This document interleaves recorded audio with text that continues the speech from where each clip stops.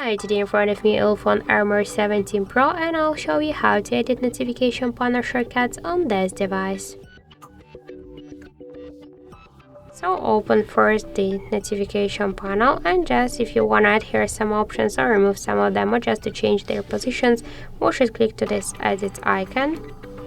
And you'll see here there's down section with invisible options. Just to add them to your panel, you should hold it and drag it by this way. If you want to remove some of these options, by the same way, just hold it and drag it to the down section. And to change the positions of the icons, we should just by this way hold it and drag it. Just to save the changes, click to go back, and that's it. So thank you for watching, and if you find this video helpful, don't forget to leave a like, comment and to subscribe our channel.